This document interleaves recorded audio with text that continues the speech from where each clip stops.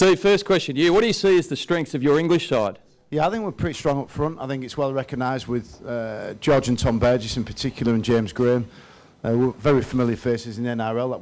We've got a pretty strong pack, but I think our energy, our youthful energy, you know, combined with coming on tour, you know, coming away to Australia was a great experience for an English touring team, and yeah, we're just looking forward to getting it started now, really, tomorrow. Sean, how's the injury? Yeah, it's going all right. Disappointing not to be involved in this game, kicking it off, but doing everything I can with the physios to get right, and hopefully I'll have a full week with the boys next week before the Australia game. Now, are you at risk of losing your job? How's the big fella going to go as captain?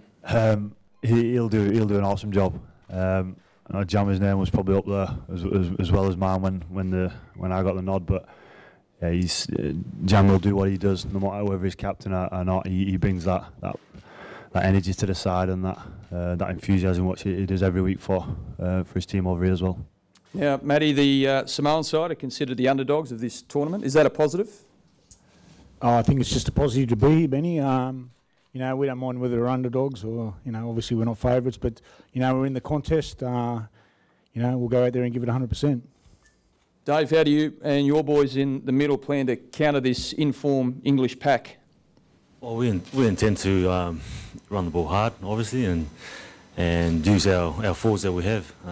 You know, we you know, plan to go through the middle, you know, and just do what we can. All right, I'll hand it over to you guys now for any questions from the floor. Steve, how you, Darren, yep. Matty and Gareth, how are they gelling, and is it a bit of a risk just to have a new halves pairing such a crucial tournament? I think, you know, most of the nations are in that position. We've had players who have withdrawn or not selected from last year's World Cup. I think there's been an evolution amongst most of the squads, but no, Matty Smith and Gaz Widdop have been outstanding, and we've got two new young hookers in there as well, in Josh Hodgson and Darryl Clark. So I've got no concerns whatsoever with them. They've looked very comfortable with each other and practiced very well.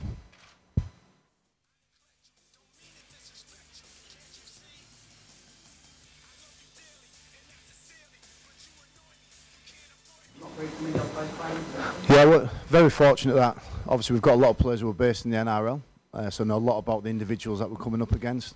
Obviously, myself based in the NRL now, I've got great knowledge of them as well. So, look, I know the press are probably the only people who are talking down Samoa as the underdogs. You know, we fully understand the quality of the personnel within their group. We've got some outstanding individual players. You know, and Matt is in the same position as myself, trying to get that group of players to play as well as they can collectively on Saturday.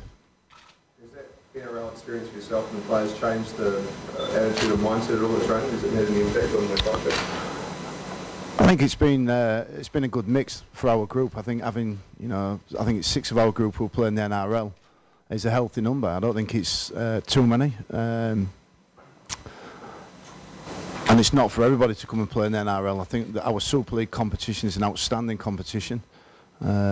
It's well respected across the world, and I think, you know, getting the right balance between players playing in the NRL and staying in domestic competition is important for us as an English national team. But I will say that having the benefit of those players and myself here has given us a greater insight into the opposition that we're playing against this year.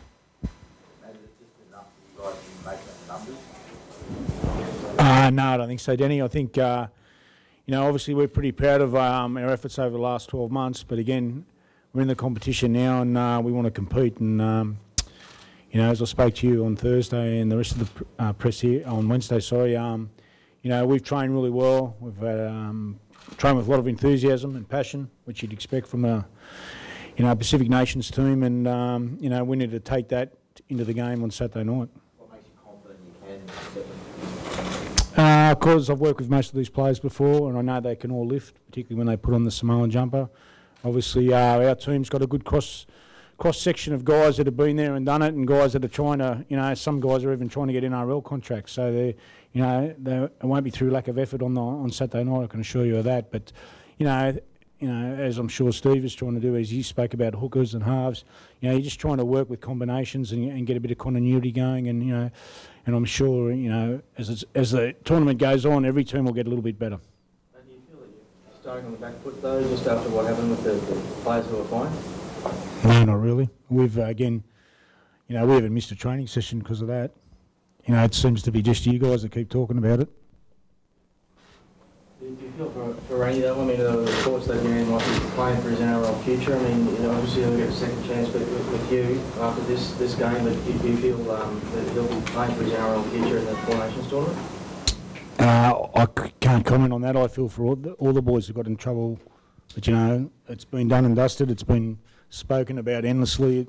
It's over. You know, we want to talk about footy. You know, as I said to you, we're really honoured to be in this tournament, and we really want to make a contest of it. Sorry, David, is it the haka? What is it, award? What does Samoa do? It's not called a haka. What does Samoa do before? It's called a sivatau. That's our war dance. Yeah. And what does it mean to you in the opposite part of New Zealand's culture? What does it mean to Samoans? Well, it means that we're throwing down a challenge to the opposition, and that's what we do. Same as the Kiwi, so it's the same sort of you know, same sort of thing. Steve, have you spoken about how you'll respond to the Super Towel? Oh no, we'll just stand and respect it, as we normally would, yeah. David, when you look at some of the teammates you've got there in the Samoa,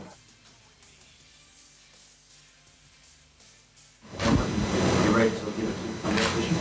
Yeah, I think we have a group of players that play, you know, professionally in the NRL and Super League, so we're confident that of the team that we have, and, you know, we look forward to the challenge ahead.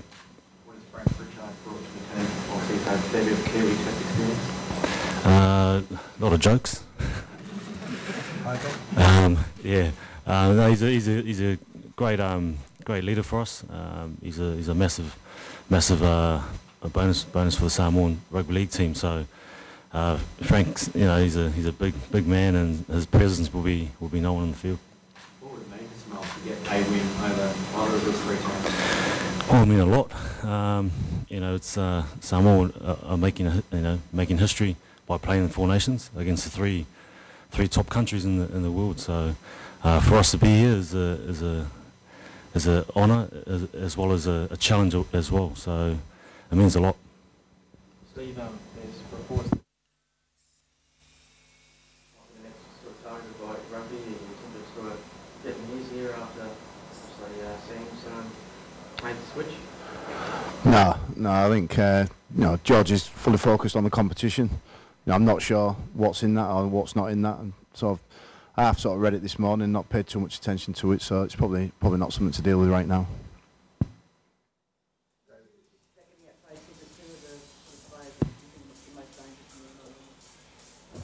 The English team, without doubt, Sam Tompkins. He's world class, and, you know, he's, in my opinion, in the same class as Slater, Inglis, you know, Hayne, all that. You know, I think you look at their forward pack. You know, James Grains. You know, if he's not the best front row in the NRL, he's the second one. And then the two Burgess boys go enormous. You know what I mean? We're lucky that this weekend that Sean's not playing, because he's world class too. You know, I've done a lot of work on the young hookers. Obviously, one of them's going to Canberra, who's a very good player, and the other young man got the man of steel. So it shows how good they've got. So if they get some momentum through the middle, I'm sure the two young men will be dashing out a dummy half. But yeah, so we're lucky too. We've done a little bit of work.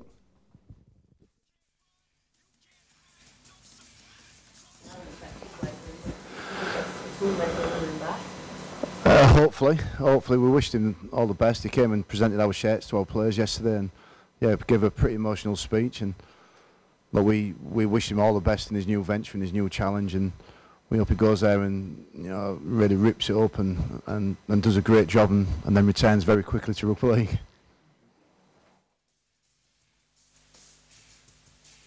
No, not for us. No, we're 1 to 17.